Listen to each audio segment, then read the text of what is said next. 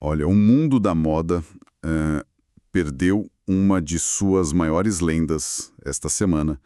Giorgio Armani faleceu, né, aos 91 anos, no dia 4 de setembro.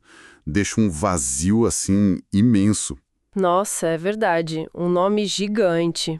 Estamos falando de um nome que, tipo, transcendeu as passarelas, sabe?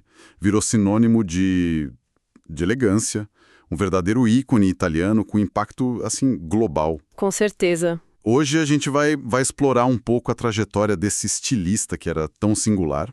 A gente se baseou em notícias recentes, claro, sobre o falecimento, mas também em entrevistas antigas, material biográfico. Uhum. O objetivo é tentar entender a história por trás desse homem, né? Que construiu um império, e um império independente. Revolucionou a alfaiataria, definiu um estilo, enfim, vamos mergulhar nessa história. Vamos sim. E é importante frisar isso.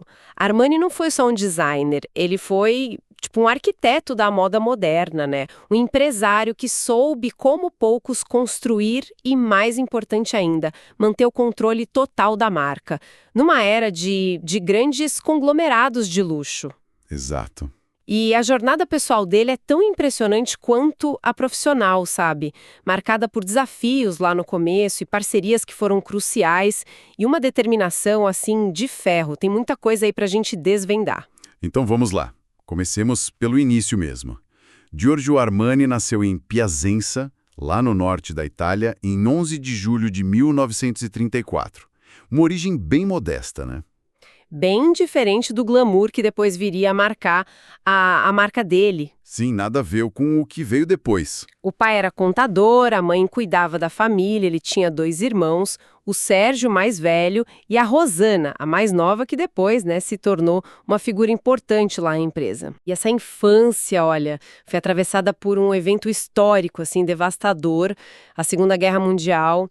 Ele mesmo contou, né, tinha memórias muito vivas da pobreza, do medo constante dos bombardeios lá em Piacenza, de ter que se abrigar em porões. Nossa, imagina. Inclusive, teve um acidente grave que quase custou a visão dele. Uma explosão acidental, ele brincando com um projétil de artilharia. Ficou com queimaduras sérias. São experiências que, nossa, sem dúvida moldam a visão de mundo de qualquer um, né? Com certeza. Traumas que poderiam ter levado ele para um caminho totalmente diferente. No início, parece que inspirado por um livro, A Cidadela, ele sonhava em ser médico. É mesmo? Médico? Sim.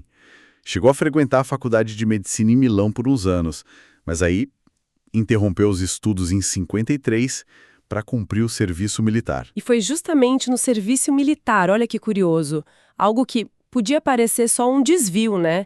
Mas foi ali que surgiu uma nova perspectiva. Ele foi designado para um hospital militar em Verona por causa dos estudos que ele já tinha. Ah, claro. E lá ele teve contato com os espetáculos na Arena de Verona. Parece que foi ali, sabe, que ele percebeu que o futuro dele não era bem na medicina. Talvez em algo ligado à estética, à performance. Que interessante pensar como essas vivências tão diferentes, né? A dureza da guerra, a disciplina da medicina, a beleza do espetáculo, como isso tudo pode ter, sei lá, convergido mais tarde no trabalho dele. Uhum. Talvez aquele pragmatismo, sabe? A atenção minuciosa aos detalhes, quase anatômica, e a busca por uma funcionalidade elegante na roupa, talvez vinha dessa mistura toda. A diversidade parece que forjou nele uma resiliência, uma abordagem bem particular mesmo. Exatamente. Essa abordagem levou ele eventualmente para o universo da moda. Mas não foi direto pro design de ponta, não. O primeiro emprego dele na área foi em 57, naquela loja de departamentos famosa, La Rinascente, lá em Milão. Ah, La Rinascente, clássica. Sim. E ele começou, ó, bem de baixo, vitrinista, assistente de vendas, depois virou comprador de moda masculina. Foi uma imersão super valiosa no lado comercial, no marketing da moda, sabe? Lá ele teve contato com marcas inovadoras, tipo a Marimekko, da Finlândia. Foi um aprendizado prático, né? Fundamental. E a partir daí, lá por meados dos anos 60, ele deu um passo importante. Começou a trabalhar como designer para o Nino Cerruti, focado na moda masculina. Ah, Cerruti. outro nome importante. Sim, e ele já mostrava um talento, assim, notável. Tanto que mesmo trabalhando para o Cerruti, ele ainda fazia uns trabalhos como freelancer para várias outras marcas ao mesmo tempo. Bem ativo, então. Muito. Mas a virada de chave mesmo parece que veio no fim da década de 60, com um encontro que mudou a vida dele, pessoal e profissional. Sérgio Galeotti. Ah, Galeotti. A figura central, né? Totalmente. Galeotti era arquiteto e se tornou não só o parceiro de vida do Armani, mas o catalisador da carreira solo dele. É aqui que a história ganha um impulso, assim, decisivo. Foi o Galeotti que enxergou aquele potencial único do Armani, né? E convenceu ele a dar o salto. Tipo, vai, abre teu próprio escritório. Isso lá em Milão, em 73. Uma aposta ousada para a época. E essa parceria floresceu na criação da Giorgio Armani S.p.A., fundada oficialmente em 24 de julho de 1975. E o detalhe curioso é a idade do Armani, 41 anos. Nossa, 41 realmente não é o mais comum, né? Lançar a própria marca nessa fase. Pois é, especialmente naquele cenário competitivo da moda italiana dos anos 70. Logo depois vieram as primeiras coleções, a masculina e em seguida a feminina, apresentadas ali entre 75 e 76. A figura do Galeotti foi, assim, absolutamente central nisso tudo. Ele trouxe a visão de negócios, a estrutura e, talvez o mais importante, né? A confiança que talvez faltasse para o Armani ao sair esse voo solo. Essa combinação do talento criativo com a visão empresarial foi a base do que viria a ser um império. E começar aos 41 também diz muito sobre a maturação do estilo dele, a clareza do que ele queria oferecer, né? E o que ele ofereceu foi, desde o começo, revolucionário, especialmente na alfaiataria. O símbolo máximo dessa revolução foi o quê? O blazer desestruturado. Ah, o famoso blazer. Exato. Ele pegou a peça mais formal do guarda-roupa masculino e, reinventou completamente. Tirou forro rígido, tirou ombreira marcada, usou tecidos fluidos e inesperados, às vezes, até tecido de roupa feminina. O resultado era aquela elegância relaxada, confortável, algo totalmente inédito. Foi uma ruptura, assim, radical com aquela formalidade engessada da época, né? E essa desconstrução não ficou só no masculino. A Armani aplicou uma lógica parecida no guarda-roupa feminino, buscando, como ele mesmo disse, suavizar os homens e endurecer as mulheres. Que frase ótima. Né? Isso culminou na criação daquele ícone que é o power suit feminino, o terninho Armani, que vestiu perfeitamente as ambições daquela nova geração de mulheres que estava ascendendo no mercado de trabalho nos anos 80. Não era só roupa, era tipo uma armadura de confiança, de profissionalismo. A estética Armani se consolidou muito rápido, minimalismo sofisticado, uma paleta de cores neutras onde reinava o famoso grade. Ah, o grade, amo. Essa mistura sutil de cinza e bege, né? Conforto e funcionalidade acima de tudo. Era aquele luxo sem ostentação, sabe? A elegância que sussurra, em vez de gritar. E as fontes de inspiração visual, ele mesmo revelou, vinham muito do cinema. Daquela postura cool de atores como Alain Delon, Marcello Mastroianni. E se a gente conecta isso com um contexto mais amplo, percebe que a moda do Armani estava em sintonia perfeita com o espírito da época, né? Refletindo e até impulsionando mudanças sociais, como essa redefinição dos papéis de gênero no ambiente profissional. A filosofia dele do menos é mais, focada na qualidade impecável do corte, dos tecidos, criou um padrão de simplicidade sofisticada. Sim. Alguns compararam ele a Coco Chanel, ao Yves Saint Laurent, nesse sentido, sabe? A habilidade de criar uma aparente simplicidade que, na verdade, esconde uma maestria técnica profunda, um entendimento do corpo. Totalmente. E essa conexão com o cinema não ficou só na inspiração, né?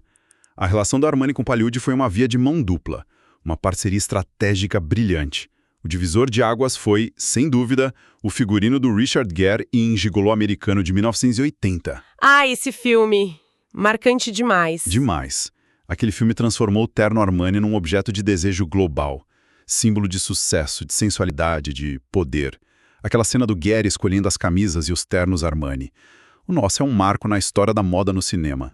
Foi um golpe de mestre, né? Em termos de marketing, de construção de marca, Armani entendeu o poder da imagem do cinema, das celebridades, como poucos na época dele.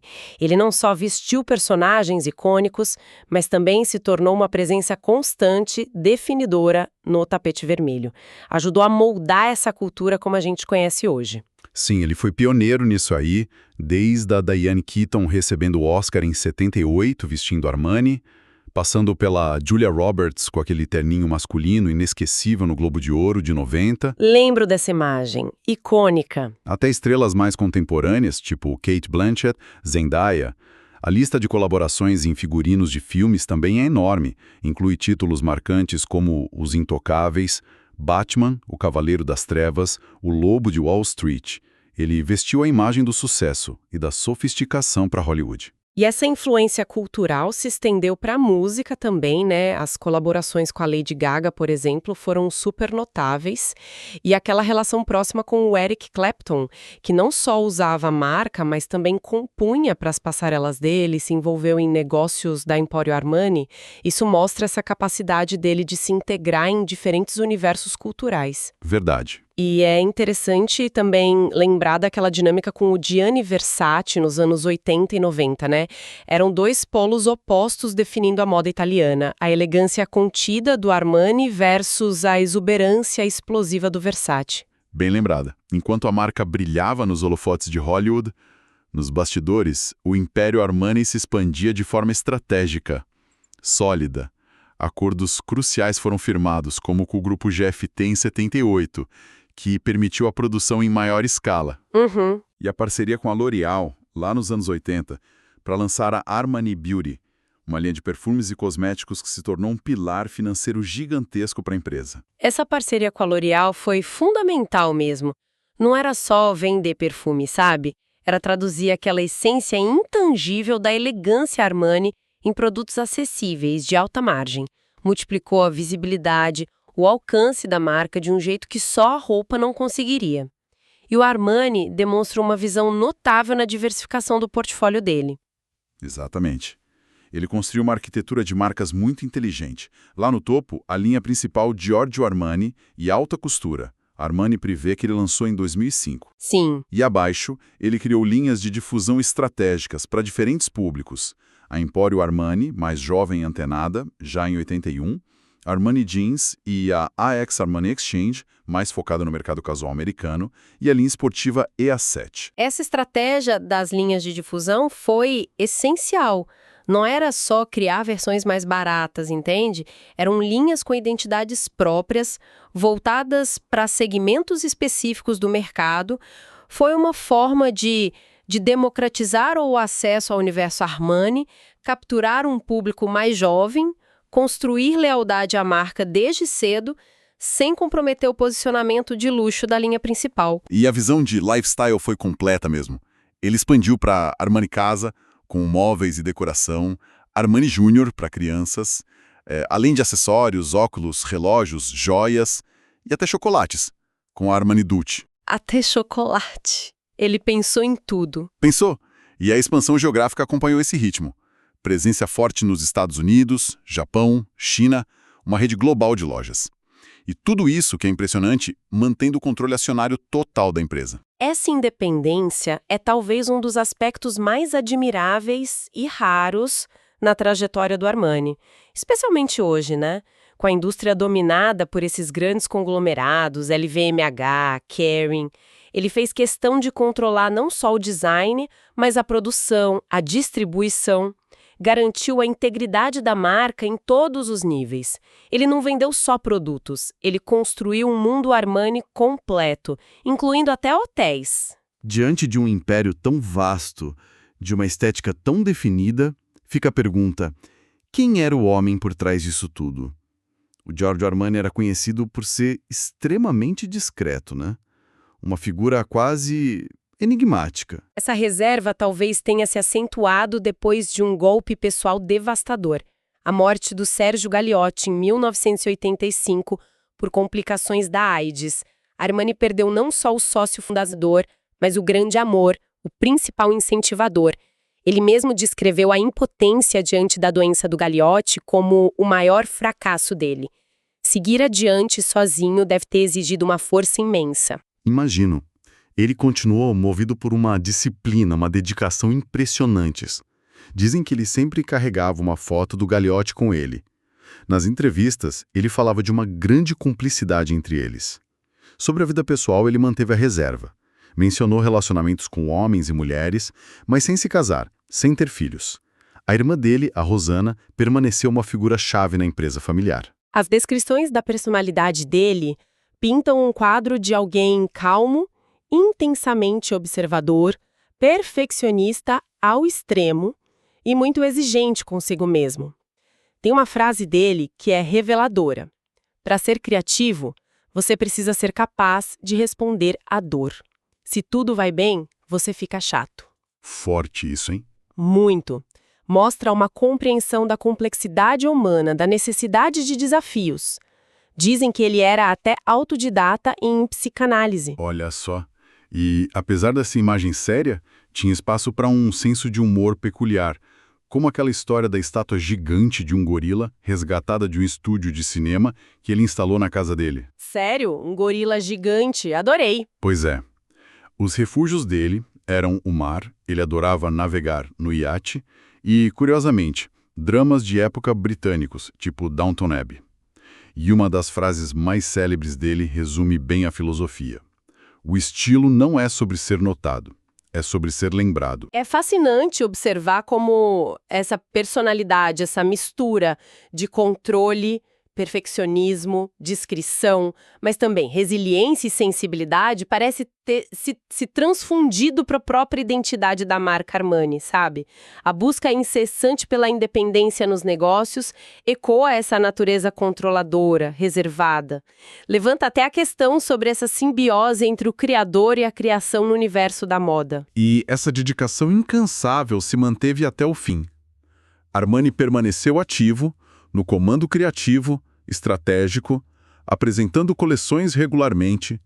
Os primeiros sinais públicos de que algo talvez não fosse bem surgiram em junho agora de 2025, quando, pela primeira vez, ele não compareceu ao próprio desfile masculino em Milão, algo impensável antes.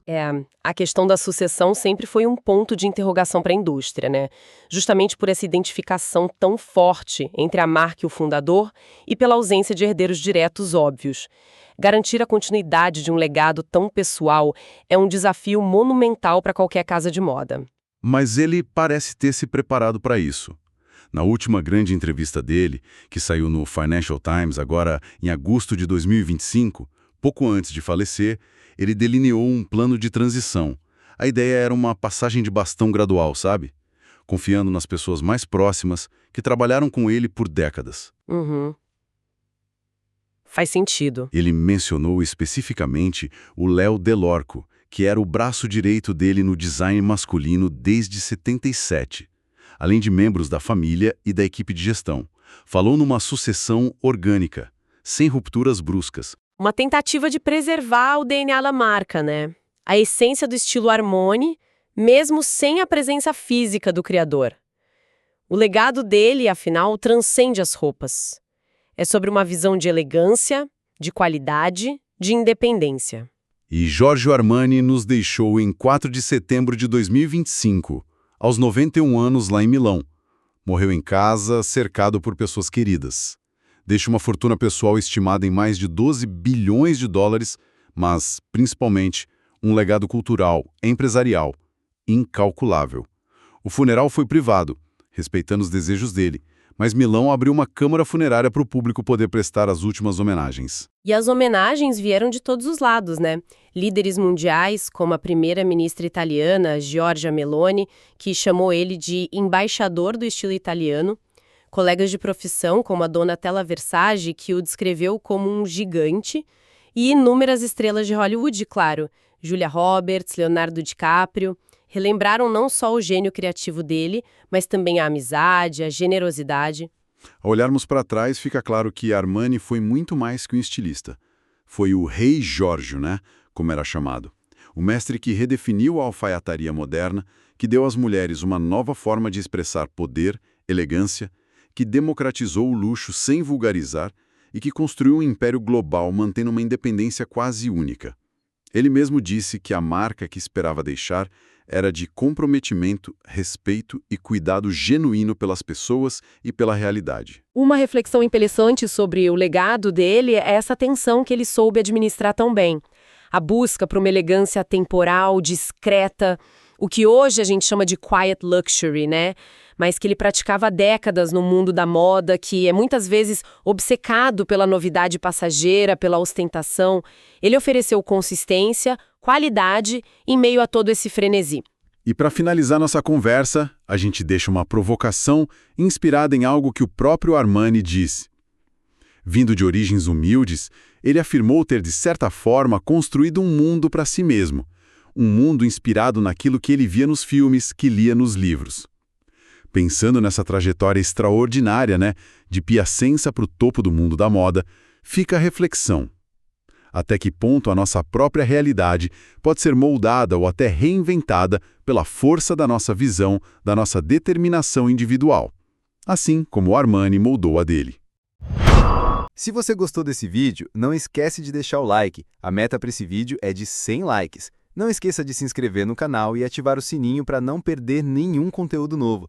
Comenta aqui embaixo a sua opinião, eu quero muito saber o que você achou. E aproveita também para compartilhar com seus amigos, porque isso ajuda demais a nossa comunidade a crescer. Todos os links das nossas redes sociais estão na descrição. E o primeiro é o closerbrasil.com, onde você pode assistir de graça documentários exclusivos já dublados para o português. Corre lá e confere, porque vale muito a pena.